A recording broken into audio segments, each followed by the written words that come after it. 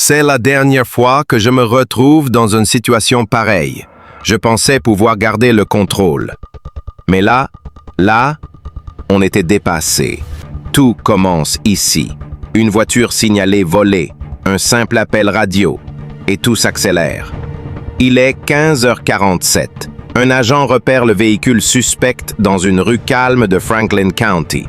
Il décide de le suivre discrètement, mais le conducteur, lui, a déjà compris. Et là, plus de retour en arrière. C'est parti pour plusieurs minutes de pure tension. Une course contre la montre, une course contre le danger. La voiture vole littéralement dans les virages, frôle les trottoirs. Chaque seconde peut être la dernière. Le conducteur prend tous les risques.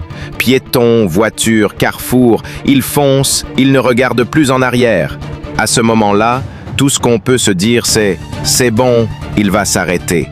Mais non, encore et encore. C'est bon devient un mantra inutile face à la folie de cette fuite. Il grille les feux rouges les uns après les autres. Les véhicules s'écartent de justesse. Une mère avec sa poussette, un bus scolaire qui freine au dernier moment. Les images sont surréalistes. Et toujours cette pensée qui revient. C'est bon. Mais ce n'est pas bon. Rien ne l'est. Et puis, le moment qu'on redoutait tous. Une mauvaise manœuvre, une perte de contrôle. Et le choc. Violent, brutal, inévitable. La dashcam capte tout. Le silence après l'impact est glaçant. Plus de moteur, plus de cris, juste la fin. Les renforts arrivent. Les agents sortent rapidement de leur véhicule, armes au poing. Le conducteur, blessé, tente encore de résister. Mais cette fois, c'est terminé. Menotté, évacué, fin de la cavale.